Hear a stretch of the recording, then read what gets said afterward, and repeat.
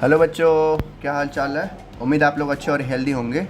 आज हम पढ़ेंगे क्लास 9 का सिविक्स का चैप्टर 3 कॉन्स्टिट्यूशनल डिज़ाइन, यानी कि इसका हिंदी मतलब क्या हुआ, संवैधानिक रचना। यानी कि जो हमारा संविधान है, जो हमारा कॉन्स्टिट्यूशन है, उसको बनाने में क्या क्या मतलब दिक्कतें आई हैं और कैसे बना है, ठीक है, और किस रीजन के द्वारा बना है, किस कारणों के द्वारा बनाया गया था उसको, संविधान को, ठीक है। उस सब चीज़ इस चैप्टर में देखेंगे।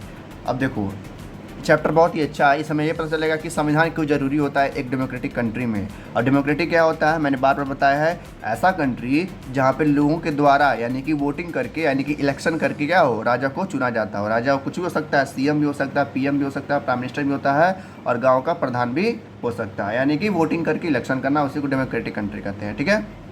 तो उसी में होता है कॉन्स्टिट्यूशन, यानी कि संविधान। उस संविधान में कई सारे रहते हैं, नियम रहते हैं, रूल्स बनाए गए रहते हैं, जो लोगों के हित के लिए रहते हैं, यानी कि जो लोगों के विकास के लिए रहते हैं, देश के विकास के लिए रहते हैं। तो उनको उसके अंडर में रह के जो राजा रहता है, राजा यानी कि जो प्राइम मिनिस्टर रहता है, जो सीएम रहता है, उसके अंडर में काम करता है। तो वही कह रहा है कॉन्स्टिट्यूशनल डिज़ाइन, यानी कि जो संवैधानिक रचना है ये कैसी हुई है। अभी हम देखेंगे साउथ अफ्रीका का डिज़ाइन, ठीक है, इंडिया का डिज़ाइन, मतलब रचना कैसी हुई है हमारी संविधान का, ठीक है। सब कुछ चैप्टर में देखेंगे, छोटा सा चैप्टर है, बहुत मज़ा आने वाला है। तो देखते हैं इसका ओवरव्यू। कह रहा है, अभी हमने देखा इसके ठीक पिछले वाले चैप्टर में कि कैसे डेमोक्रेटिक कंट्री में जो राजा थे, राजा यानी कि जो सीएम प्राइम मिनिस्टर है। देखो, मैं बार बार राजा कहूँगा, राजा का मतलब होगा यहाँ पे प्राइम मिनिस्टर और सीएम, ठीक है। मैं बार बार नहीं बताऊँगा। देखो, राजा का मतलब होता है वही जो लोगों के द्वारा चुना जाता हो, तो ऐसा राजा हम बोलेंगे। तो डेमोक्रेसी कह रहा है कि हमने देखा पिछले चैप्टर में जो कंट्री में डेमोक्रेसी थी, यानी कि लोकतंत्र था, जहाँ पे लोगों का राज था, वहाँ के जो रूलर्स थे, यानी कि जो राजा थे, उनको आज़ादी नहीं था कि वो अपने मन से कुछ कर सकें। यानी कि जो भी उनको करना था वो लोगों के लिए करना था और लोगों के विकास के लिए करना था, ठीक है। तो क्यों ऐसा कर रहे थे, वो चाहते तो लोगों के न लिए भी कर सकते थे, लेकिन उनको क्या करना पड़ता, फिर बाद में उनको पनिशमेंट मिल सकती थी, या हो सकता है उनको गद्दी पर से हटा दिया जा सकता है। क्यों? क्योंकि हर कंट्री में एक लॉ होता है जिसको हम कहते हैं कॉन्स्टिट्यूशन, लिया है ना। All such rules together are called constitution. जितने भी एक देश के अंदर जो नियम होते हैं, जितने भी नियम होते हैं, वो सारे के सारे किस में आते हैं, कॉन्स्टिट्यूशन में आते हैं, यानी कि हमारे संविधान में आते हैं, ठीक है ना। इसलिए कहते हैं कि हर एक पुलिस को, हर एक सरकारी कर्मचारी को, यहाँ तक कि हर एक नागरिक को भी, चाहे वो सरकारी कर्मचारी हो या ना हो, चाहे कोई भी हो, बस वो इंडिया में रहने वाला हो, ठीक है, इंडिया का नागरिक हो या ना हो, उसको संविधान का क्या करना पड़ेगा, नियम को फॉलो करना पड़ेगा। जो नियम का फॉलो नहीं करता है, लोग उसको, या पुलिस उसको उठा के कहाँ बंद कर देती है, जेल में बंद कर देती है। तो ऐसे ही जो नेता वगैरह होते हैं, उनको भी ये कुछ नियम फॉलो करने पड़ते हैं, भले ही वो क्या हो, देश के प्राइम मिनिस्टर क्यों ना हो, ठीक है। तो उसी को कहते हैं कॉन्स्टिट्यूशन डिज़ाइन। ये हमें क्या करता है, ये हमें कंट्रोल में रखता है, ठीक है। लोगों को हक देता है, जैसे राइट टू सिटीजन है, यानी कि हर इंसान को हक देता है अपनी लाइफ को अपने तरीके से जीने के लिए। उनको पावर देता है ताकि आप गवर्नमेंट को भी चाहे तो चेंज कर सकते हैं, यदि आपको गवर्नमेंट पसंद नहीं आ रही है तो, ठीक है। जैसे मान लेते हैं मोदी जी हैं, इस समय प्राइम मिनिस्टर है, ठीक है, 10 साल से प्राइम मिनिस्टर हैं, 2025 में चुनाव होने वाला है। तो मान लेते हैं इंडिया में 100 लोग रहते हैं, ठीक है। 100 लोगों में से अगर मान लेते हैं 60 लोग को मोदी जी क्या आ रहे हैं, पसंद नहीं आ रहे हैं, तो वो लोग क्या करेंगे, वोटिंग करेंगे, और वोटिंग में क्या होगा, कोई और जीत जाएगा, केजरीवाल या राहुल गांधी या कोई भी जीत सकता है, तो मोदी का वहाँ से हट जाएंगे, ठीक है।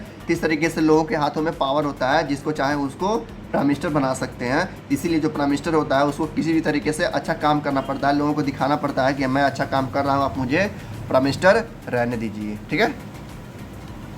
उसके बाद कह रहा है, इस चैप्टर में हम देखेंगे, कुछ क्वेश्चन जानेंगे कि डेमोक्रेसी क्या होती है, ठीक है, कैसे कॉन्स्टिट्यूशन बनता है, why do we need constitution, हमें कॉन्स्टिट्यूशन क्यों चाहिए होता है, कॉन्स्टिट्यूशन यानी कि हमें संविधान क्यों चाहिए होता है, और इससे क्या फ़ायदा होता है, इससे गवर्नमेंट को क्या बोलते हैं, सहायता होती है, इससे लोगों का क्या विकास होता है, सब चीज़ इस क्वेश्चन में, इस टॉपिक में, इस बुक में हम देखेंगे। तो इंडिया का जो हमारा संविधान है वो थोड़ा आगे है, यानी कि 1-2 पन्ने बाद है। सबसे पहला दिया है हमारा साउथ अफ्रीका का। वहाँ के जान सकते हैं, वहाँ के जो लोग हैं ना, वो हमसे बाद में आज़ाद हुए हैं, यानी कि वहाँ की आज़ादी थोड़ा लेट से आई है, यानी कि वहाँ पे लोग ज़्यादा स्ट्रगल किए हैं। तो पहले उसी का देखते हैं। वहाँ के हीरो कौन थे, नेल्सन मंडेला, आप लोगों ने नाम सुना होगा। वो वहाँ के हीरो थे, वहाँ के लोगों के लिए उन्होंने क्या किया था, अपने आप को झोंक दिया था, यानी कि पूरी तरह से। जैसे यहाँ पे लोग थे, भगत सिंह थे, चंद्रशेखर आज़ाद जी थे, ठीक है, महात्मा गांधी जी थे, सब लोग अपने आप मतलब मेहनत कर रहे थे आज़ाद कराने के लिए। वैसे ही अफ्रीका में भी, यानी कि साउथ अफ्रीका में भी नेल्सन मंडेला के साथ साथ कई भी और लोग थे जो अपनी जान को क्या कर रहे थे, झोंक रहे थे उस अंग्रेज़ों से आज़ाद कराने के लिए। तो वही पहला टॉपिक आता है हमारा, democratic constitution in south Africa. कैसे साउथ अफ्रीका में डेमोक्रेटिक आया और कैसे संविधान वहाँ पर बना। यहाँ पर एक लाइन है नेल्सन मंडेला जी का, वो कहते हैं कि मैंने लड़ा है अंग्रेज़ों के खिलाफ जब अंग्रेज डोमिनेट कर रहे थे, यानी कि उस कंट्री को चला रहे थे, उस कंट्री को कंट्रोल कर रहे थे। कौन सी कंट्री को? साउथ अफ्रीका को। तो नेल्सन मंडेला का कहना है कि मैं उनसे लड़ा हूँ जब वो डोमिनेट कर रहे थे, जब वो पूरे कंट्री में वो राज कर रहे थे, और वो मैं तब भी लड़ा हूँ जब ब्लैक पीपल डोमिनेट कर रहे थे, यानी कि जब उनको आज़ादी मिल गई थी तब इनको बनाया गया था वहाँ का प्रेसिडेंट या प्राइम मिनिस्टर बनाया गया था। तब भी वहाँ पर क्या कर रहे थे? लड़ रहे थे लोगों से। मतलब लड़ने का मतलब है, देखो पहले अंग्रेज़ों से लड़ रहे थे देश को आज़ाद कराने के लिए, फिर बाद में जब देश आज़ाद हुआ तो संविधान बनाने के लिए लोगों से लड़ना पड़ता था, उनको मनाना पड़ता था कि भाई ऐसा है, ये नियम आएगा तो आपको अच्छा होगा, ये नियम आएगा तो आपके लिए अच्छा होगा। इसलिए मतलब इनको काफ़ी ज़्यादा मेहनत करना पड़ा। तो यहाँ पर बता रहे हैं I have fought against black domination and I have cherries ideal, यानी कि ये समाज में के अंदर जब ये स्पीच देते थे उनमें बताते थे कि देखिए जो कॉन्स्टिट्यूशन है वैसा कॉन्स्टिट्यूशन बनना चाहिए, ऐसा संविधान बनना चाहिए जहाँ पे सारे लोग, यानी कि चाहे ब्लैक हो चाहे वाइट हो, सब लोग एक साथ मिलकर रह सकें खुशी से, हारमोनी मतलब कि खुशी से रह के मिल सकें, और सबको इक्वल अपॉर्चुनिटी मिलना चाहिए, यानी कि सबको बराबर का हिस्सा मिलना चाहिए, सबको वोटिंग का हिस्सा मिलना चाहिए, चाहे वो लड़की हो चाहे लड़का हो, चाहे औरत हो चाहे मेल हो चाहे फीमेल, चाहे कोई भी हो, सबको क्या होना चाहिए? बराबर का हक मिलना चाहिए, किसी भी ऊपर नीचे नहीं होना चाहिए। जैसे इंडिया में होता है ना, अब नहीं होता, पहले होता था, हर जगह पहले होता था, बस इंडिया में ही नहीं हर जगह पहले होता था। जो लोअर कास्ट के लोग होते थे या जो गरीब पीपल लोग होते थे, जो गरीब लोग होते थे, उनको वोटिंग का अधिकार नहीं था, ना वोटिंग का अधिकार था, ना मंदिरों में जाने का अधिकार था। वैसे ही अंग्रेज़ों में था, जो ब्लैक पीपल थे उनको चर्च में जाने का अधिकार नहीं था, उनको वोटिंग का अधिकार नहीं था। तो ये कह रहा है कि इन सबको हटा के हम ऐसा सिस्टम लाएंगे जहाँ पर क्या मिल सके? सबको इक्वल अपॉर्चुनिटी मिल सके। अपॉर्चुनिटी माने कि चांस है, ठीक है, सबको चांस मिल सके अपना लीडर चुनने का। तो ये कह रहे हैं कौन? Nelson Mandela. फिर बताया जा रहा है कि जब नेल्सन मंडेला क्या कर रहे थे, मतलब उस अंग्रेज़ों से लड़ रहे थे, ठीक है, उनके साथ 7 लोग और थे, यानी कि नेल्सन मंडेला के साथ 7 लोग और थे, जैसे उनके दोस्त होंगे या कोई उनके साथ के रहने वाले जो लड़ने वाले लोग होंगे, जैसे होता है ना आपके ग्रुप में लोग होते हैं, तो ऐसे इनके भी साथ कुछ लोग थे जो उस अंग्रेज़ों सरकार से लड़ रही थी।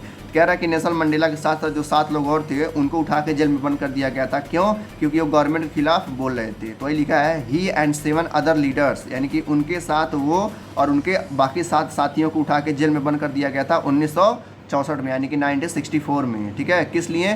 क्योंकि वो अपोज कर रहे थे अपार्थाइड का। अब अपार्थाइड क्या है? देखो ये एक ऐसा ग्रुप है ना जो ब्लैक लोगों को थोड़ा मतलब परेशान करती थी। जैसे मान लेते हैं अगर इंडिया में कोई एक ऐसा पार्टी होता है जो गरीब लोगों को या जो लोअर कास्ट के लोगों को क्या करता? परेशान करता, तो उसको अपार्थाइड बोलते हैं। तो ऐसे ही साउथ अफ्रीका में ये था जो ब्लैक लोगों को काफ़ी ज़्यादा परेशान करते थे। तो इसी के कारण उनको 28 साल के लिए उठा के जेल में बंद कर दिया था। कहाँ पे? रॉबन आइलैंड में। रॉबन एक आइलैंड था, वहाँ पे जेल था।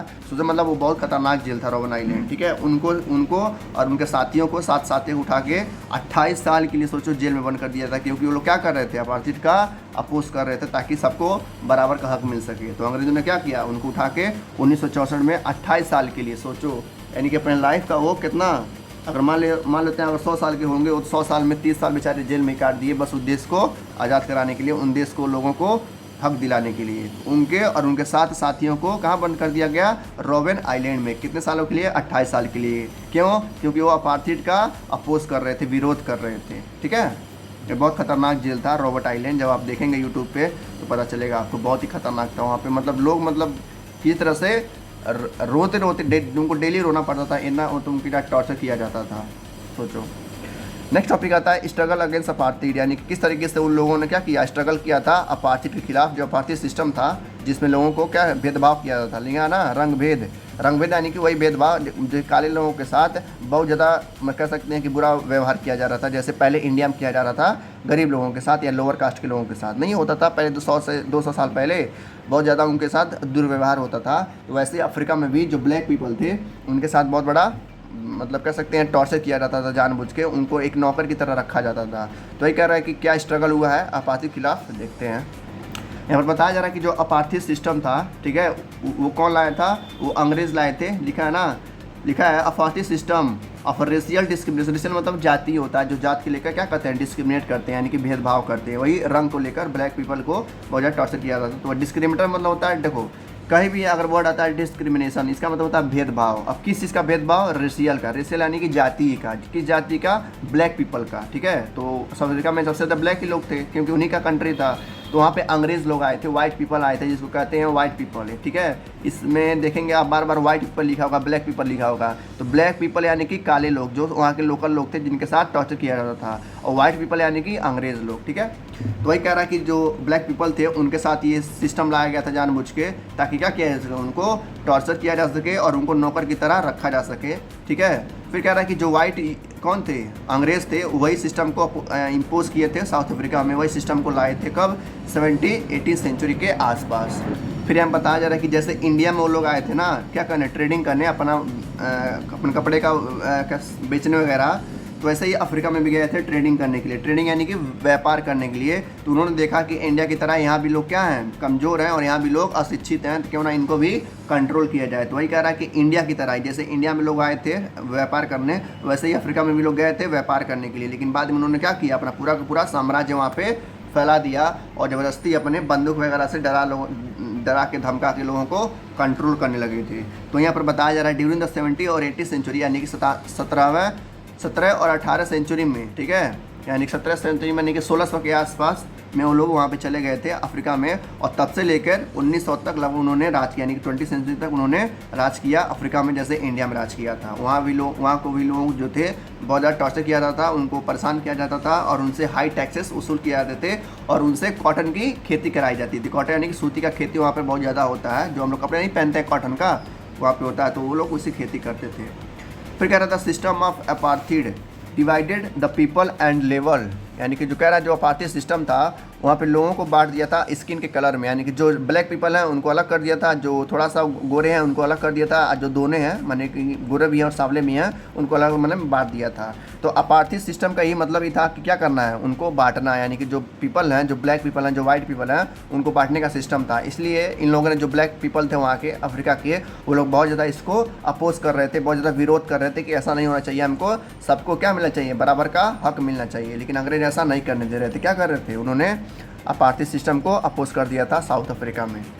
देखो यहाँ दिया भी है कि द नेटिव पीपल, नेटिव यानी कि वहाँ के लोकल पीपल, नेटिव यानी जैसे हम भारतीय हैं ना, हम भारतीय नागरिक हैं, तो हम क्या हुए, भारत के नेटिव पीपल हुए। तो ऐसे ही साउथ अफ्रीका के कह रहा है जो नेटिव पीपल हैं, यानी कि जो ब्लैक लोग हैं, उनको एक अलग से नाम दिया गया कि उनको क्या कहा गया, ब्लैक्स कहा गया। ब्लैक्स यानी कि काले लोग, और वहाँ का काले लोग का मतलब है कि नौकर, ठीक है, किन के नज़रों में, अंग्रेज़ों के नज़रों में, ठीक है। कि और देखो फिर ये भी बताया जा रहा है कि अगर अफ्रीका में 100 लोग थे तो 100 लोग में से 70 लोग कौन थे, ये काले लोग थे, लेकिन फिर भी क्या थे, 30 लोग क्या थे, अंग्रेज़ लोग थे। इसके बावजूद ये लोग, अंग्रेज़ लोग इस पर राज कर रहे थे। क्यों राज कर रहे थे, क्योंकि अंग्रेज़ों के पास क्या था, हथियार थे, बंदूक थे और दिमाग भी था। लेकिन ये जो 70 लोग थे इनके पास कुछ नहीं था, और ऊपर से अशिक्षित में मतलब कि इनके पास ज़्यादा मतलब ज्ञान नहीं था, उन्होंने मतलब ज़्यादा दिमाग उनका एक्सपेंड नहीं किया था। लेकिन अंग्रेज़ काफ़ी समझदार थे, इनके पास हथियार वगैरह भी था, फोर्स था, आर्मी थी, जिसकी वजह से उन 70 लोगों पे क्या कर लिया गया, इन्होंने कंट्रोल कर लिया, और कंट्रोल करके उनको टॉर्चर करते रहे इन लोगों ने। फिर बताया जा रहा है कि जब ये सिस्टम लाया गया, यानी कि जब अपार्थीड सिस्टम लाया गया, जिसमें कहा गया कि जितने भी ब्लैक लोग हैं, यानी कि अफ्रीका में जितने भी ब्लैक लोग हैं, जितने भी काले लोग रहते हैं, उनको कोई भी अधिकार नहीं क्या करने का, वोटिंग करने का, यानी कि वो अपने राजा को नहीं चुन सकते, उनका कोई अधिकार नहीं। सोचो उन्हीं के राज्य में जाके उन्हीं को अधिकार नहीं दे रहे हैं। जैसे मान लेते हैं हमारा भारत है, ठीक है, और क्या किए, जो कोरिया है, यानी कि जो आया हमारे देश में और कहा कि जितने भारतीय लोग हैं वो अपने राजा को नहीं चुन सकते, अब जो होगा हम डिसाइड करेंगे। तो इस तरीके से साउथ अफ्रीका में भी हुआ था, वहाँ के अंग्रेज उन्हीं के कंट्री में गए और उन्हीं को क्या दिया, हक नहीं दिया वोटिंग करने का। तो वहीं पर बताया जा रहा है कि उनको कोई भी हक नहीं था वोटिंग करने का, ठीक है। फिर कहा जा रहा है कि जब ये लोग आए थे इस सिस्टम को लेकर, यानी कि अपार्थीड सिस्टम को लेकर, तो ब्लैक लोगों के साथ और ज़्यादा दुर्व्यवहार करने लगा। उन लोगों ने बोला कि जितने भी ब्लैक पीपल हैं वो हमारे साथ या हमारे लिए तब भी काम कर सकते हैं जब उनको हम क्या देंगे, हम उनको परमिशन देंगे। लिखा है ना, कहाँ गया यार, परमिट, हाँ देखो लिखा है। कह रहा कि ये जो ब्लैक पीपल हैं वो हमारे लिए, हमारे आसपास काम तभी कर सकते हैं जब उनको हम परमिशन देंगे। जैसे मान लेते हैं कोई हो गया, ट्रेन हो गया, बस हो गया, टैक्सी हो गया, होटल हो गया, हॉस्पिटल हो गया, स्कूल हो गए एंड कॉलेजेस हो गए, library, cinema halls, theatre, beaches and swimming pool. इस सारी जगहों पे जो ब्लैक पीपल हैं तभी जा सकते हैं जब उनको क्या हो, अमीरों ने, यानी कि जो वाइट पीपल हैं, जो अंग्रेज़ हैं, उनको परमिट दिया हो, नहीं तो उसके बिना वो नहीं जा सकते। और जाते भी थे तो उनको उठा के जेल में बंद कर देते थे या उनको गोली मार देते थे अंग्रेज़ लोग। सोचो इतना ज़्यादा बुरा करते थे उनके साथ। तो इस तरह से हर जगह पे, चाहे ट्रेन एरिया, मतलब देख सकते हैं आप, हर जगह पे कोई भी ऐसा सिस्टम नहीं था, कोई भी ऐसी जगह नहीं थी जहाँ पे ब्लैक लोग जाके हॉस्पिटल में भर्ती हो सकते थे, अपने बच्चों को स्कूल पढ़ा सकते थे। ऐसा कोई सिस्टम नहीं था। बस अंग्रेज़ के बच्चे, अंग्रेज़ के लोग, अंग्रेज़ के भाई बहन जाके इन जगहों पे पिक्चर वगैरह देखते थे, घूमते रहते थे। ब्लैक पीपल को कोई भी परमिशन नहीं था वहाँ पे जाने का, ठीक है। इस तरीके से वहाँ पे ब्लैक लोगों के साथ क्या होता था, दिक्कतें तो और टार्चर किया जाता था अंग्रेज़ों के द्वारा। यहाँ तक कि कह रहा है कि जो हमला अभी देखें हैं डिफरेंस कि इन जगह पे जो ब्लैक लोग हैं जा नहीं सकते थे, उनको एक शब्द से कहा गया सेग्रेशन। इसको कहा गया है सेग्रेशन, नहीं कि वहाँ की जो पब्लिक टॉयलेट था, यानी कि जहाँ पर कह सकते हैं 2 नंबर 1 नंबर जाते थे लोग करने, वहाँ पर भी ब्लैक लोगों को जाने नहीं दिया जाता था, इसलिए कि वो बहुत ज़्यादा गंदे होते हैं। मतलब अंग्रेज़ों का ही मानना था, ठीक है। इस तरीके से सोचो, वहाँ पर पब्लिक जो टॉयलेट थे, टॉयलेट में भी लोगों को नहीं जाने दिया जाता था अंग्रेज़ों को, यानी कि ब्लैक पीपल को इतना ज़्यादा उनके साथ दुर्व्यवहार किया जाता था। तो उसी को हम बोलते हैं सेग्रेशन, यानी कि जो भी ये सेपरेशन हो रहा है कि ये ब्लैक पीपल यहाँ पर नहीं जा सकते, ब्लैक पीपल सिनेमा हॉल में नहीं जा सकते, ब्लैक पीपल टॉयलेट में नहीं जा सकते, उनको हम लोग क्या बोलते हैं, सेग्रेशन, ठीक है। तो हो सकता है 1 वर्ड में आ जाए कि व्हाट इज सेग्रेशन, क्या होता है सेग्रेशन का। बता सकते हैं कि अंग्रेज़ों ने अपार्थिड सिस्टम लाया था, उसमें उन लोगों ने बताया था कि ब्लैक पीपल क्या है, सिनेमा हॉल में मतलब वहाँ जा नहीं सकते, पब्लिक टॉयलेट में नहीं जा सकते हैं, कहीं भी, मतलब किसी भी स्कूल कॉलेज हॉस्पिटल में कहीं नहीं जा सकते हैं, उसी को बोलते हैं सेग्रेशन। जिसके कारण जो ब्लैक पीपल थे वो क्या होता है, बहुत ज़्यादा गुस्सा हो रहे थे उनके अंग्रेज़ों के खिलाफ, जाहिर सी बात है। और ये भी कहा गया था कि जितने भी ब्लैक पीपल हैं, चाहे इंडिया मतलब साउथ अफ्रीका में जितने भी ब्लैक पीपल हैं, कोई भी किसी भी तरह का ग्रुप नहीं बनाएगा और ना ही क्या करेगा, ना ही आंदोलन करेगा हम लोग के खिलाफ। अगर कोई ऐसा करता पाया गया तो उठा के में उसको जेल में बंद कर दिया जाएगा या उसको गोली मार दिया जाएगा, जिसकी वजह से वहाँ के ब्लैक पीपल भी क्या होते थे, बेचारे डर जाते थे, जिसकी वजह से अंग्रेज़ और ज़्यादा ताकतवर होकर उन पर कंट्रोल करते थे और उनको रूल करते थे। फिर बाद में जब ये सब कंट्रोल से बाहर होने लगा तो 1950 में, कब, हमको 1947 में हमको आज़ादी मिली, और 3 साल बाद यानी कि 1950 में, अफ्रीका की बात कर रहा हूँ मैं, 1950 में उन लोगों ने, यानी कि ब्लैक लोगों ने मिलकर, यानी काले लोगों ने मिलके, जो कलर थे यानी कि थोड़ा सा गोरे थे, उन लोगों ने मिलके, और कुछ इंडियंस भी वहाँ पर गए थे अफ्रीका में, अंग्रेज़ों के द्वारा ले गए थे क्या कराने, काम कराने के लिए। तो ब्लैक पीपल, जो कलर थे, कुछ लोगों और इंडियंस मिलके, तीनों लोग मिलकर क्या किए, उन्होंने स्ट्राइक दे दिया, स्ट्राइक यानी कि आंदोलन शुरू कर दिया, और उन्होंने एक पार्टी बनाया जिस पार्टी का नाम था क्या था, अफ्रीकन नेशनल कांग्रेस, यानी कि ANC, ठीक है।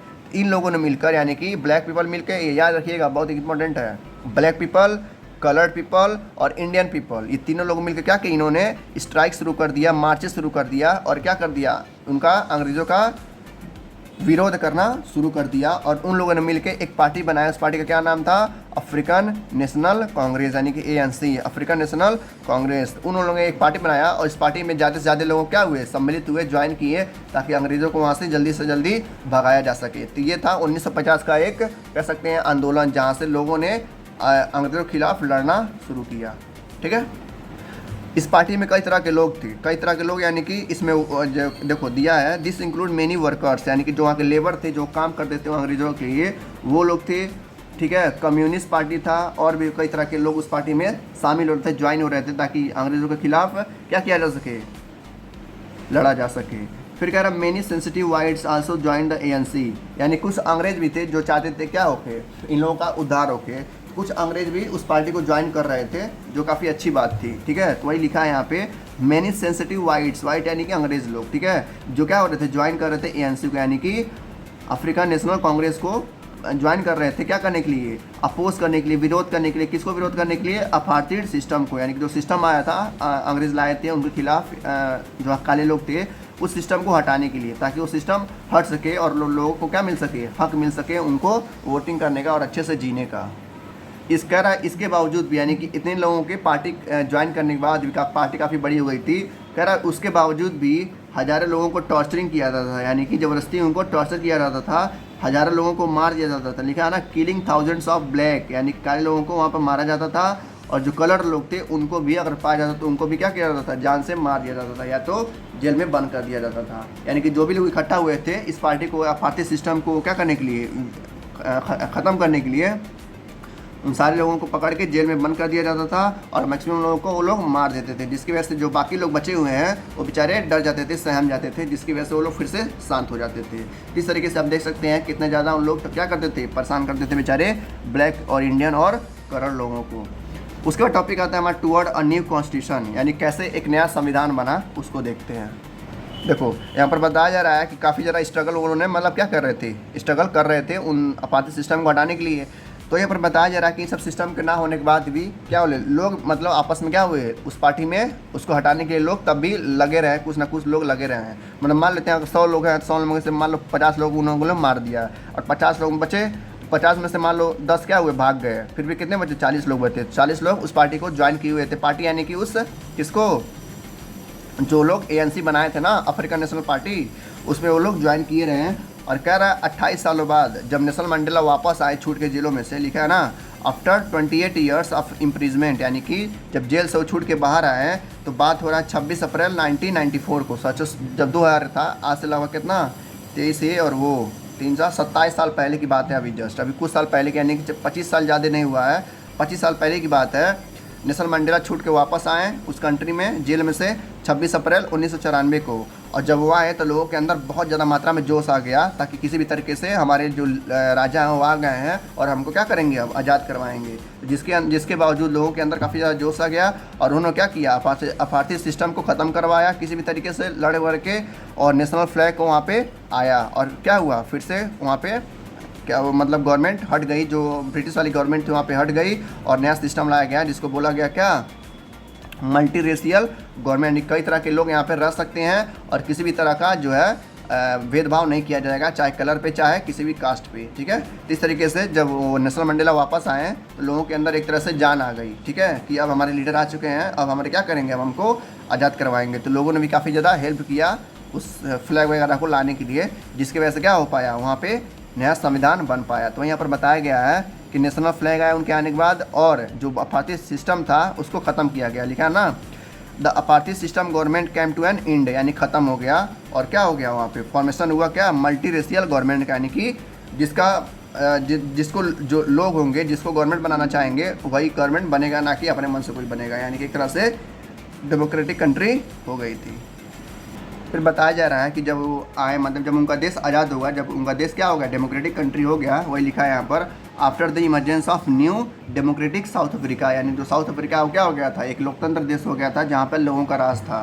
तो जब लोगों का राज आ गया तो वहाँ पर लोगों ने डिमांड किया कि जो भी यहाँ का प्राइम मिनिस्टर बनेगा या कह सकते हैं प्रेसिडेंट बनेगा, उसको क्या करना पड़ेगा, सबको लेकर चलना पड़ेगा। और नेल्सन मंडेला क्या चाहते थे, इसी बात को फॉलो करते थे कि भाई सबका विकास होना चाहिए, सबका क्या बोलते हैं, हक मिलना चाहिए, सबको हक मिलना चाहिए। तो यहाँ पर बताया जा रहा है कि जब साउथ अफ्रीका देश आज़ाद हुआ, जब उसको डेमोक्रेटिक बनाया गया, तो वहाँ पे कई सारे नियम्स लाए गए, जैसे इक्वालिटी फॉर ऑल रेसेस, यानी कि जितने भी तरह के लोग रहते हैं सबको क्या दिया गया, इक्वालिटी दिया गया, अधिकार दिया गया। वो चाहे मेन हो चाहे वोमेन हो, यानी कि चाहे औरत हो चाहे पुरुष हो, सबको अधिकार दिया गया। क्या करने के लिए, वोटिंग देने के लिए। सबको सोशल जस्टिस दिया गया कि कोई भी समाज में कोई दिक्कत होता है, सामाजिक तौर पर क्या होगा, उसके लिए न्याय होगा, उसके लिए जस्टिस बैठाया जाएगा। और सबको क्या दिया जाता है, अधिकार दिया जाता है कि अपने राजा को आप चुन सकते हैं, कोई भी ऐसा अधिकार नहीं होगा जो लोगों के खिलाफ होगा। इस तरीके से वहाँ पर क्या बना, कई सारे रूल्स बनाए गए जिनको बोला जाता है कॉन्स्टिट्यूशन, ठीक है। तो कब हुआ सब ये, नेल्सन मंडेला के आने के बाद हुआ, यानी कि 1994 के बाद हुआ, ठीक है। देखो ये मतलब माना जाता है कि सबसे लास्ट में जो आज़ादी मिली है वो उन्हीं को मिली थी, साउथ अफ्रीका में, ठीक है। अभी देखते हैं कि 1994 में इनको आज़ादी मिला था, और हमको कब मिला था, 1947 में हमको आज़ादी मिल गई थी। यानी कि हमारे साथ साथ बाकी कंट्री को भी लगभग 1945, 1946, 1947, 1948, यानी कि 1950 के आसपास मैक्सिमम कंट्री को मिल गई थी। लेकिन आप यहाँ पर देख सकते हैं कि साउथ अफ्रीका कब मिला था, 1994 में मिला था। तो यहाँ पर बताया जा रहा है कि सबसे लास्ट में इन्हीं को बेचारे को आज़ादी मिली थी, बाद में जब काफ़ी ज़्यादा लोगों को खो चुकी थी, ठीक है। तो इन लोगों ने काफ़ी ज़्यादा मेहनत किया है। देखो इसके बाद टॉपिक आता है हमारा why do we need a constitution, यानी कि हमें संविधान की ज़रूरत क्यों है। अब अभी जो मैंने स्टोरी बताया है उससे आप देख सकते हैं किस तरीके से अंग्रेज़ों ने क्या किया था, ज़बरदस्ती उन पर रूल कर रहे थे, ज़बरदस्ती उनको टॉर्चर कर रहे थे, और ज़बरदस्ती अपने हिसाब से जिसको मन चाह रहा था उसको मार दे रहे थे। तो ये सब क्या हो रहा था, कब था, जब वहाँ पे संविधान नहीं था, जब वहाँ पे नियम नहीं थे, जब वहाँ पे रूल्स नहीं थे, ठीक है। तो इसीलिए कह रहा है कि कॉन्स्टिट्यूशन हमारे लिए क्यों ज़रूरी है। सबसे पहला पॉइंट इसलिए ज़रूरी है क्योंकि अगर किसी भी देश में कॉन्स्टिट्यूशन रहेगा तो वहाँ के लोग होंगे, जो वहाँ के राजा होंगे, जो प्राइम मिनिस्टर होंगे, जो CM होंगे, जो प्रेसिडेंट होंगे, जो प्रधान होंगे, लोगों के लिए काम करेंगे, लोगों के विकास के लिए काम करेंगे, ना कि उनके खिलाफ काम करेंगे, ठीक है। सबसे पहला पॉइंट ये हो गया। दूसरा पॉइंट, अगर कॉन्स्टिट्यूशन किसी भी कंट्री में हुआ तो क्या होगा, जो वहाँ का राजा होगा वो भी अपने हिसाब से काम नहीं कर पाएगा, वो लोगों के हिसाब से काम करेगा, लोगों के विकास के लिए काम करेगा, कंट्री के विकास के लिए काम करेगा। इसीलिए क्या है, कॉन्स्टिट्यूशन जरूरी हो जाता है। ठीक है, जैसे हमारे कंट्री में कॉन्स्टिट्यूशन है, ठीक है, हमारे कंट्री में संविधान है, तो संविधान के हिसाब से जो राजा हैं, जो मोदी जी हैं, जो योगी जी हैं, जो कोई भी हो गया उसी के हिसाब से चलता है। ठीक है, चाहे कॉमन लोग हो गए, चाहे पुलिस वाला हो गया, चाहे आर्मी वाला हो गया, चाहे कोई भी पॉलिटिकल पार्टी क्यों नहीं हो गई, उसके संविधान के हिसाब से चलना पड़ता है। ठीक है, जो नहीं चलेगा उसको उठा के जेल में बंद कर दिया जाएगा। इसीलिए कहा जाता है कि हर कंट्री में, जो भी कंट्री है, हर कंट्री में क्या होना चाहिए, कुछ नियम्स होने चाहिए ताकि लोगों का विकास हो सके, लोगों का अधिकार मिल सके, लोगों का पूरी आज़ादी मिल सके। इसलिए क्या है, कॉन्स्टिट्यूशन हमारे लिए ज़रूरी हो जाता है। तो एग्जाम में ऐसे क्वेश्चन आ सकते हैं डायरेक्टली 2 या 3 नंबर में। 3 नंबर में आएगा कि why do we need a constitution, तो आप जितना नंबर का आएगा उतना आपको पॉइंट लिखना पड़ेगा। तो सबसे पहला पॉइंट तो यही है कि भाई लोगों को अधिकार मिलना चाहिए। तो यहाँ पर अच्छे से मतलब डिटेल में नहीं बताया है, बस बता दिया है कि उनके इंटरेस्ट के लिए, उनके अधिकार के लिए, उनके राइट्स के लिए, ठीक है, बनाया जाता है कॉन्स्टिट्यूशन। तो कॉन्स्टिट्यूशन क्यों बनाया जाता है, आप अपने खुद से बना के लिख सकते हैं। अभी हमने जो स्टोरी देखा है उसका सलूशन देते हुए आप बता सकते हैं कि संविधान हमारे लिए क्यों ज़रूरी है। जैसे यहाँ पर 2 पॉइंट दिया गया है, कह रहा है जो संविधान हमारे लिए इसलिए ज़रूरी हो जाता है ताकि सबको क्या मिल सके, इक्वालिटी मिल सके, यानी कि सबको बराबर का अधिकार मिल सके, पहला पॉइंट। दूसरा पॉइंट कि सबको क्या मिल सके, एक ही इक्वालिटी, मतलब कि कह सकते हैं जो मिनॉरिटी हैं, मिनॉरिटी यानी कि जो कम लोग हैं, जैसे मान लेते हैं इंडिया में क्या है, हिंदू ज़्यादा हैं, मुस्लिम भी ठीक ठाक है, और सिख भी कम है, और क्रिश्चियनिटी भी ठीक है, लेकिन जो मतलब बच जाते हैं बुद्ध वगैरह जो बौद्ध धर्म के हैं वो थोड़ा कम है। तो उनको देख सकते हैं, अगर सबको बराबर का अधिकार मिल गया तो कोई भी ऐसा नहीं होगा कि मतलब क्या होगा, ऊपर नीचे होगा, यानी कि सब लोग क्या होंगे, बराबर हो जाएंगे। तो वही कह रहा है कि इक्वालिटी के साथ साथ सबको क्या मिल चाहिए, मिनॉरिटी का भी सबको सब नियम बराबर कर देना चाहिए। औरतों को चाहे मेल हो चाहे पुरुष हो, उनको भी वोटिंग का अधिकार मिलना चाहिए, यानी कि कुल मिला के सबको बराबर का अधिकार मिलना चाहिए। कुल मिला के ये कहना चाह रहा है, जिसमें कि कब होगा वो, जब एक कॉन्स्टिट्यूशन लागू होगा एक देश में, तभी ये सब पॉसिबल है, नहीं तो पॉसिबल नहीं है। देखो ये जो पूरा ये है ना, मतलब कह सकते हैं पैराग्राफ है, वो बस एक ही चीज़ को बताया गया कि कैसे अफ्रीका में पार्टी बनी थी, पार्टी यानी कि कॉन्स्टिट्यूशन बना था। तो जो वहाँ के लोग थे उन लोगों को पूछा गया, देखो दो तरह के लोग थे, कौन कौन थे, एक थे मेजॉरिटी यानी कि जो ब्लैक लोग थे, क्योंकि वहाँ ब्लैक के उन्हीं का कंट्री था तो ब्लैक ज़्यादा होंगे ही, और दूसरे थे कौन, मिनॉरिटी यानी कि जो कम लोग थे। तो माइनॉरिटी मतलब होता है जो एक किसी दूसरे जात के हों लेकिन कम संख्या में हो। जैसे एग्जांपल ले लेते हैं, मान लेते हैं साउथ अफ्रीका में 100 लोग हैं, ठीक है, कितने लोग हैं, 100 लोग हैं, 70 लोग क्या हैं, ब्लैक पीपल हैं, ठीक है, काले लोग हैं, और 30% लोग क्या हैं, नहीं 20% लोग क्या हैं, वाइट पीपल हैं, और 10% लोग क्या हैं, इंडियंस हैं। सबसे बताया गया, पूछा गया कि कौन सा ऐसा नियम है जो तीनों लोगों में अच्छा रहेगा। तो क्या नियम होगा, बराबर का हिस्सा, यानी कि चाहे कोई कितना भी रहे, कितना भी संख्या में रहे, सबको इक्वल राइट्स मिलने चाहिए, यानी कि बराबर का अधिकार मिलना चाहिए। तो वही यहाँ पर बार बार बताया जा रहा है कि सबको क्या कर दिया गया था, माइनॉरिटी, मेजॉरिटी, और सबको क्या कर दिया, बराबर कर दिया गया था, किसी को ऊंच नीच नहीं रखा गया था, सबको बराबर दिया गया था, और सबको बराबर का अधिकार भी दिया गया था कि आप जो चाहें वो कर सकते हैं। बस क्या करना है आपको, संविधान को, नियम को फॉलो करना है, उसको नियम को तोड़ना नहीं है। बस यही चीज़ यहाँ पर बताया जा रहा है और कुछ नहीं है। देखो यहाँ पर बताया गया बहुत अच्छे से, किसी भी जब देश का कॉन्स्टिट्यूशन लिखा जाता है यानी कि संविधान लिखा जाता है तो उसके कुछ नियम होते हैं। ऐसा नहीं है कि कोई भी आया और संविधान लिख के चला गया, ठीक है, तो ऐसा तो कोई भी आएगा लिख के चला जाएगा। तो संविधान ऐसे नहीं लिखा जाता है। संविधान कब लिखा जाता है, जब सबको, जितने भी लोग रहते हैं उस कंट्री में, सबको परमिशन हो। जैसे मान लेते हैं एक नियम बनता है, ठीक है, नियम क्या है, मोदी जी ने कहा कि देखो हम एक नियम बनाना चाह रहे हैं, यदि आप लोग की सहमति हो। तो लोग पूछेंगे क्या नियम है, क्या उसमें होगा। तो मोदी जी ये कहेंगे कि देखो एक नियम आता है, देखो 18 साल के ऊपर जो जितने भी लोग होंगे, चाहे वो मेल हो, चाहे पुरुष हो, चाहे हिंदू हो, चाहे मुस्लिम हो, चाहे सिख हो, चाहे ईसाई हो, चाहे बुद्ध धर्म हो, किसी भी कास्ट के लोग हो, बस वो क्या होने चाहिए, इंसान होने चाहिए। उनको पूरा अधिकार है क्या करने का, गवर्नमेंट से सवाल पूछने का, ठीक है।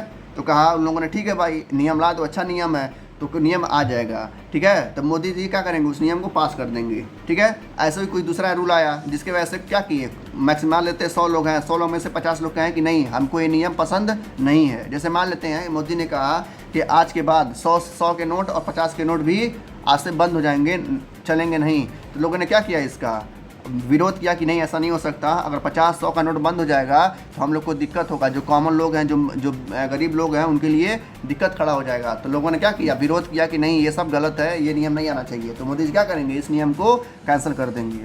तो इसी तरह से बनता है कॉन्स्टिट्यूशन। तो यहाँ पर बताया जा रहा है, देखो ध्यान से, the constitution of a country, ठीक है, is set to written rules, यानी कि एक तरह से क्या होता है, नियम होते हैं जो लोगों के जब एक्सेप्ट करते हैं, जो यानी कि जितने भी पीपल होते हैं उस कंट्री में, जब सारे के सारे लोग क्या होते हैं उस कंट्री को, उस नियम को एक्सेप्ट करते हैं, तभी क्या होता है कॉन्स्टिट्यूशन बनाया जाता है। यानी कि अगर मान लेते हैं 100 लोग हैं, 100 लोग में से मैक्सिमम लोग क्या होना चाहिए, उस नियम को मानना चाहिए। जैसे मान लेते हैं 100 लोग हैं, कोई नियम आ रहा है, तो 100 लोग में से अगर 60 लोग से ऊपर उस नियम को क्या करेंगे, एग्री करेंगे, तभी वो नियम आएगा, नहीं तो नहीं आएगा। तभी से बनता है क्या, हमारा कॉन्स्टिट्यूशन। तो वैसे ही साउथ अफ्रीका में भी ऐसे ही हुआ था, सारे लोगों से क्या किया गया, पूछा गया था कि ये नियम बनाना चाहिए कि नहीं, तो लोगों ने कहा हाँ बनाना चाहिए, तो बना वो नियम। तो यहाँ पर बताया जा रहा है कि constitution is the supreme law that determine the relationship among people living in territory.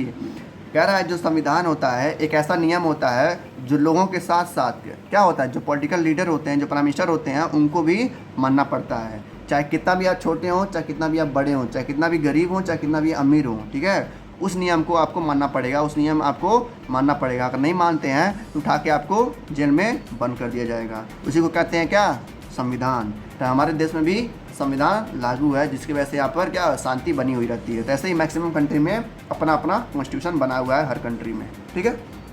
देखो यहाँ पर 4 पॉइंट बताया गया है।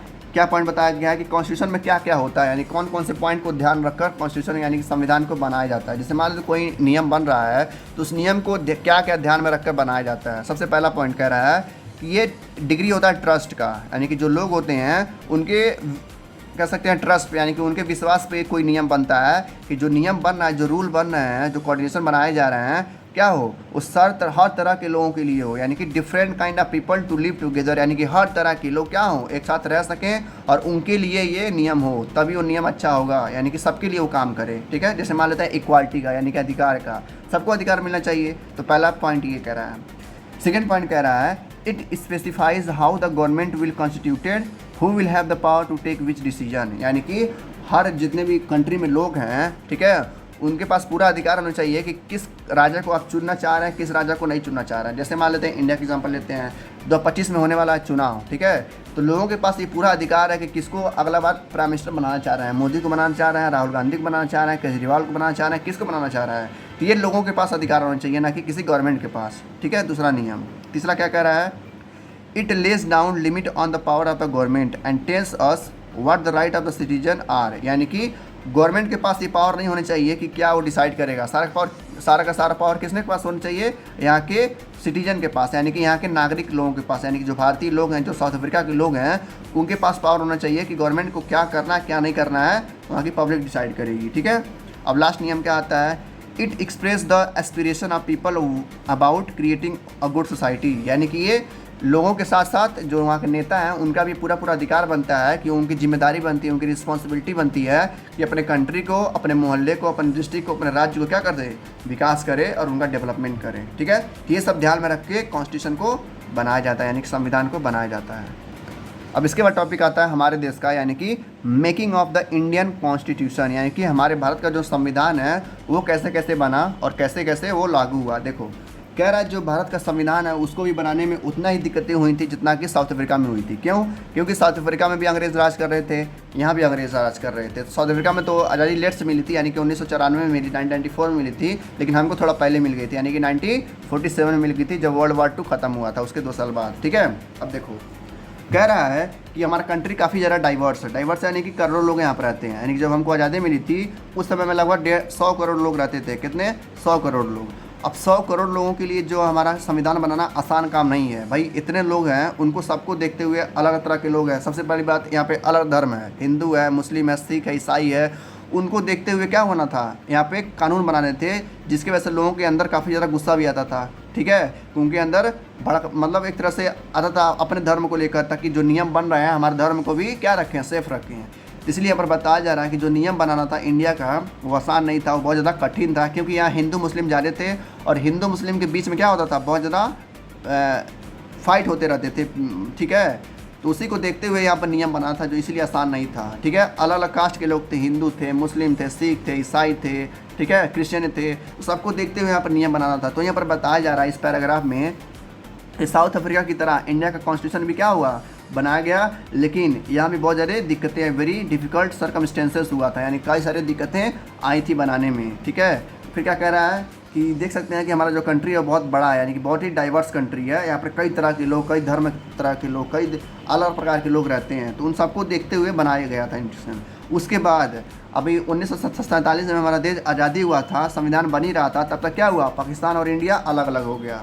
उसके बाद उसको भी देख के बनाना था।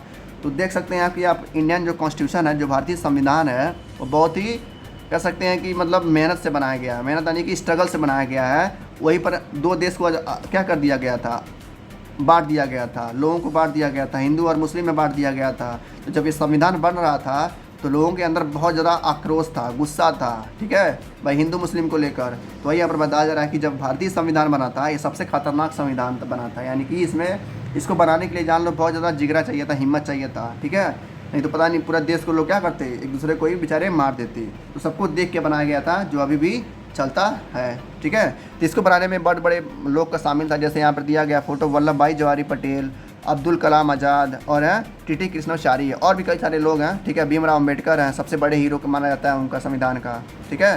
तो इस तरीके से कई सारे लोग इसमें शामिल थे हमारे कॉन्स्टिट्यूशन को बनाने के लिए। देखते हैं और आगे कह रहा है कि जब इंडिया पाकिस्तान अलग हुआ था, जब उनको बांटा गया था इंडिया पाकिस्तान में, तो सोचो लगभग 10 लाख लोग, यानी कि 1 मिलियन पीपल मारे गए थे, सोचो। अब उसी में क्या बनना था, इसको संविधान को भी बनना था, ठीक है ना। देख सकते हैं यहाँ पे एटलीस्ट कम से कम बोला है, मैक्सिमम पता नहीं कितने लोग मरे थे, लेकिन कम से कम जो लोग मरे थे वो 10 लाख लोग मरे थे, जब दोनों साइड पे, यानी कि इंडिया और पाकिस्तान में दोनों मिला के 10 लाख लोग मारे गए थे, जब इसको क्या कर रहा था, उस बॉर्डर को अलग अलग किया जा रहा था। सोचो उसी समय में हमारा संविधान भी बनना था, तो कितना ज़्यादा बड़ा टास्क था इस संविधान को बनाना। 10 लाख लोग कम नहीं होते हैं, ठीक है, जो दोनों साइड मरे थे, यानी कि इंडिया भी मरे थे और पाकिस्तान में भी बेचारे मारे गए थे। कह रहा है कि जब ये कंट्री अलग अलग हुआ, यानी कि पाकिस्तान इंडिया अलग हुआ, जब 10 लाख लोग मारे गए हैं, तो जो संविधान उस समय लिख रहे थे उनको बहुत ज़्यादा टेंशन हो गया था, एंजाइटी हो गई थी। एंजाइटी यानी कि डिप्रेशन हो गया था कि हम इतने लोग मारे जा रहे हैं कि इसमें इसी बीच में हमको संविधान बनाना है, नियम बनाना है, वो भी 2 देशों का, तो कैसे ये बनेगा। मतलब कि लोगों के ऊपर, जो लोग थे वहाँ के, जो नियम बना रहे थे, उनके ऊपर बहुत ज़्यादा टेंशन था, बहुत ज़्यादा एंजाइटी हो गया था कि अगर हम इस आज के हिसाब से अगर कोई नियम बनाते हैं तो हमारे फ्यूचर पे क्या इफेक्ट डालेगा। जाहिर सी बात है, उस समय का जो कंडीशन था क्या था, बहुत ज़्यादा दंगा वाला था, वहाँ लोग मारे जा रहे थे, दिन पर दिन लाखों लोग, हज़ारों लोग मारे जा रहे थे। उसी में क्या करना था, नियम बनाना था, और ऐसा नियम बनाना था जो आगे भी फ्यूचर में काम दे। तो वही कह रहा है यहाँ पे, जो नियम बनाए जा रहे हैं, the makers of the constitution had anxiety, यानी कि उनको टेंशन हो गया था about the present and future, यानी कि भूतकाल का और भविष्य काल का क्या असर पड़ेगा। तो जिसकी वजह से उनके दिमाग में एकदम बेचारे को लोग एकदम परेशान हो गए थे, कैसे क्या होगा क्या नहीं होगा, ठीक है। तो देख सकते हैं आप कितना दिक्कत हो रहा है बनाने में। फिर आता topic the path of the constitution, किस तरीके से कॉन्स्टिट्यूशन पे चला गया और किस तरीके से बना। देखते हैं। देखो कह रहा है कि जो हमारा साउथ अफ्रीका था उसकी तरह यहाँ पे एक फ़ायदा था। यहाँ पे मतलब साउथ अफ्रीका में क्या था, वहाँ पे आज़ादी नहीं मिली थी, और वहाँ पे आज़ादी मिलने के बाद वहाँ पे संविधान का नियम लाया गया था। लेकिन इंडिया में एक चीज़ फ़ायदा था, एक चीज़ का एडवांटेज था। क्या क्या एडवांटेज था, कह रहा है हमको आज़ादी भी कब मिला, 1947 में, ठीक है। इसके बाद हमारा क्या मिला, मतलब संविधान बनाने का नियम आया। लेकिन कह रहा 1928 में, यानी कि लगभग 20 साल पहले ही, ठीक है, कौन, मोतीलाल नेहरू ने, ठीक है, मोतीलाल नेहरू ने और 8 अदर कांग्रेस के लीडर, ठीक है, जो कांग्रेस पार्टी इसमें चल रही है, उनके 8 मेंबर और मोतीलाल नेहरू ने क्या डिमांड किया था, किसका, संविधान का, ठीक है। तो अभी से लोगों के भी दिमाग में आ गया था भाई हाँ संविधान बनना जरूरी है, जिसकी वजह से वहाँ के लोगों को समझाना नहीं था कि हाँ संविधान लाना है, ठीक है। सबको पता था कि संविधान जरूरी है, जो कॉन्स्टिट्यूशन है वो जरूरी है, नियम जरूरी है, तभी देश चल पाएगा। तो लोगों को समझाना नहीं था, बस क्या करना था, उनको बस मनाना था कि हाँ भाई संविधान आ रहा है, आप लोग तैयार हो जाइए, ठीक है। तो इसका एक फ़ायदा हुआ था हमको, यानी कि भारत के देश वासियों को। वही कह रहा है, as far as back 1928 Motilal Nehru and 8 other Congress leader drafted a constitution for India, यानी कि एक खत लिखे थे अंग्रेज़ों को कि इंडिया में भी क्या होना चाहिए, नियम होने चाहिए, कॉन्स्टिट्यूशन बनने चाहिए, ठीक है, जिसकी वजह से थोड़ा राहत मिली थी लोगों को। और बाद में 1931 में, यानी कि जब इंडिया पाकिस्तान अलग नहीं हुआ था तब की बात हो रही है, कह रहा 1931 में एक रिजोल्यूशन लिया गया, कहाँ पे, कराची में, यानी कि जो पाकिस्तान में कराची है वहाँ पे। तब इंडिया पाकिस्तान एक ही था, बता दे रहा हूँ। तो वहाँ पे इंडियन नेशनल कांग्रेस, यानी कि INC, जो इसमें कौन चला रहा है, राहुल गांधी चला रहे हैं, इंडियन नेशनल कांग्रेस क्या था, वहाँ पे एक इंडिपेंडेंस को लेकर एक नियम बैठाया गया कि किस तरह का नियम होना चाहिए। अगर मान लो हमारा देश आज़ाद हो गया तो आज़ाद होने के बाद किस तरह का नियम होना चाहिए, किस तरह का जो है रूल आना चाहिए, वहाँ पे डिस्कस किया गया था पहले से ही। कहाँ पे, कराची में ही 1931 में। जिसके वजह से बाद में जब नियम बना तो उतना ज़्यादा टेंशन नहीं था कि लोगों को समझाना है, ये करना पड़ेगा, वो करना पड़ेगा, तो ज़्यादा टेंशन नहीं था। बट टेंशन किस चीज़ का था कि लोगों के बीच में दंगा ना हो, बस इसका ध्यान रखना था उनको। इस तरीके से क्या हुआ, देश का, हमारे भारत देश का संविधान बनने में हेल्प मिली। तो वहाँ पर देखा गया कि 2 नियम तो चाहिए, माने कि जो कराची में जो उस लोग डिस्कस कर रहे थे, उस डिस्कशन में 2 नियम आया कि सबको क्या मिलना चाहिए, राइट टू फ्रीडम मिलना चाहिए, यानी कि सबको आज़ादी मिलनी चाहिए। सबसे पहला नियम यही था, ठीक है, उनके बीच में। यानी कि जब हमारा देश आज़ाद नहीं हुआ था, उनके पहले जो नियम आए थे 2, वो यही थे कि जब अगर हमारा देश आज़ाद हो गया तो ये 2 नियम तो एकदम चाहिए। सबसे पहला नियम क्या है, राइट टू फ्रीडम, कि हर एक इंसान को, 100 करोड़ में से हर एक इंसान को क्या मिलना चाहिए, फ्रीडम मिलना चाहिए, यानी कि आज़ादी मिलना चाहिए। एंड इक्वालिटी मिलना चाहिए, यानी कि सबको बराबर का हक मिलना चाहिए। ऐसा नहीं है कोई जो हिंदू है उसको ज़्यादा हक है, उसको ज़्यादा परमिशन दिया गया, जो मुस्लिम उसको कम हक दिया गया है, नहीं, ऐसा नहीं है। चाहे हिंदू हो, चाहे मुस्लिम हो, चाहे सिख हो, ठीक है, किसी भी धर्म का हो, उसको सबको इक्वालिटी दिया गया था, ठीक है।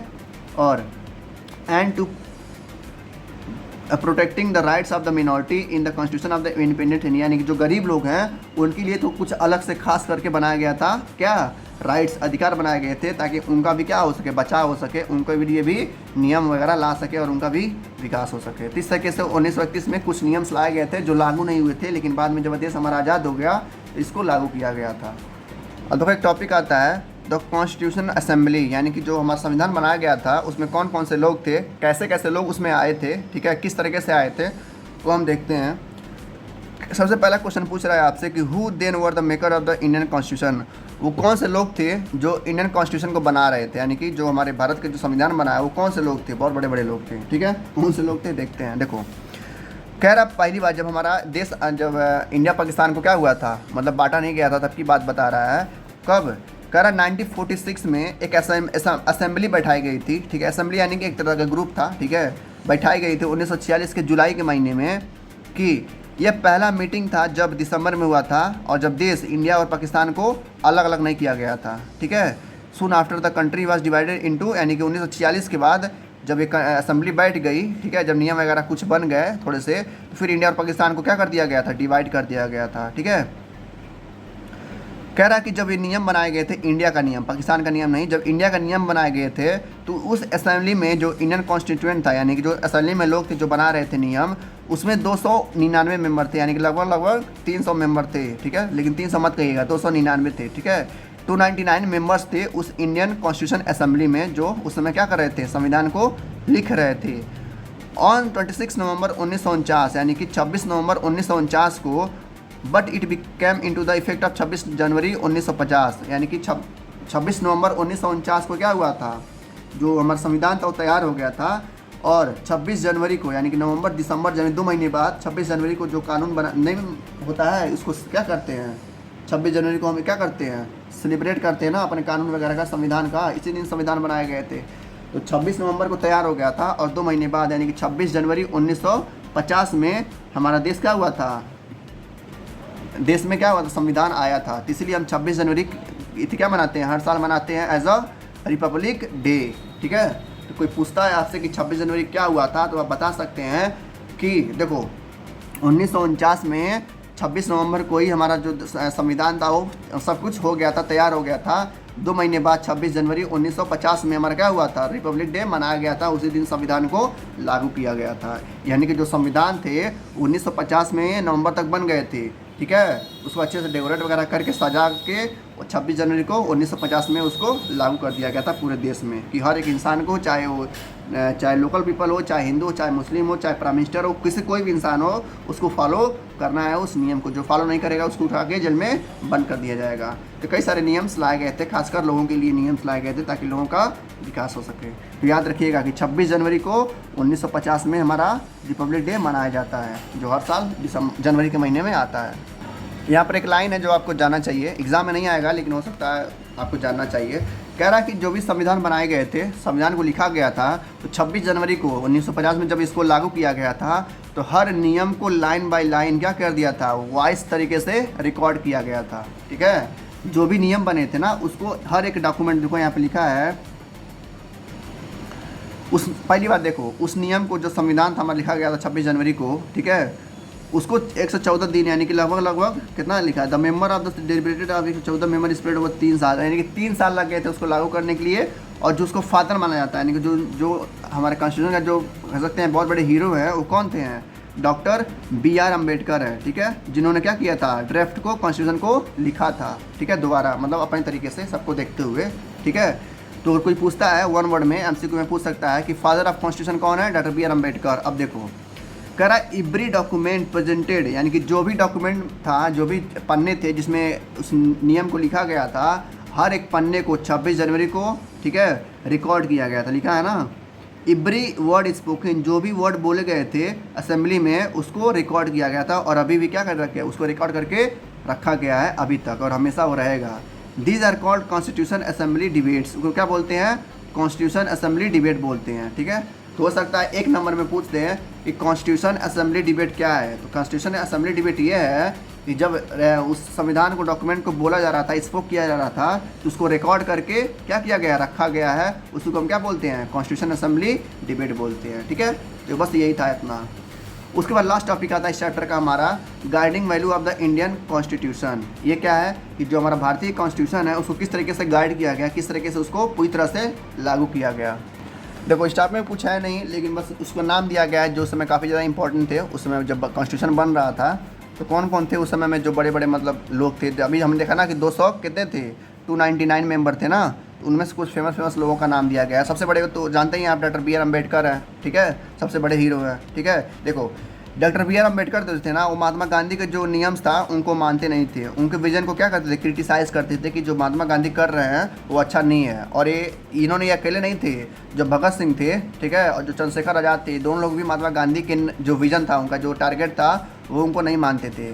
ये तीनों इसलिए नहीं मानते थे क्योंकि इनका मानना था। और साथ ही साथ वो भी थे कौन, सुभाष चंद्र बोस, यानी कि भगत सिंह, ठीक है, सुभाष चंद्र बोस, ठीक है, और ये B.R. अम्बेडकर और चंद्रशेखर आज़ाद भी, उनका मानना था कि जो अंग्रेज़ है ना वो शांति से यहाँ से नहीं जाएंगे, उनको मार पीट के भगाना पड़ेगा, जो कि सही भी था। भाई अंग्रेज़ क्या थे, 400 सालों से राज कर रहे थे और शांति से जाने वाले नहीं थे, उनको मार पीट के भगाया जाता था। यानी कहने का मतलब ये है कि जो आज़ादी हमको मिली है 1947 में ना, वो हमको आज़ादी 100 साल पहले ही मिल गई होती अगर हम क्या करते, थोड़ा लड़ने की प्रयास किए होते। लेकिन क्या किए हम लोग ने, कभी लड़ा ही नहीं, क्या किए, बस शांति से उसको सहते गए, जिसकी वजह से 1947 में हमको आज़ादी मिली। अगर हम थोड़ा सा हिम्मत दिखाए होते तो हमको आज़ादी 100 साल पहले ही मिल गई होती। जब कहाँ पे, जब मंगल पांडे ने क्या किया था 1857 में, यानी कि 1857 में अंग्रेज़ों के खिलाफ एक युद्ध छेड़ दिया था, तभी हमको आज़ादी मिल गई होती। लेकिन क्या कि इन लोगों ने पीछे हट गया, जिसकी वजह से आज़ादी मिले में हमको 100 साल और लग गया, ठीक है। तो यही बताया जा रहा है, इसीलिए इनको महात्मा गांधी को क्या करते हैं लोग, क्रिटिसाइज़ करते हैं, उनको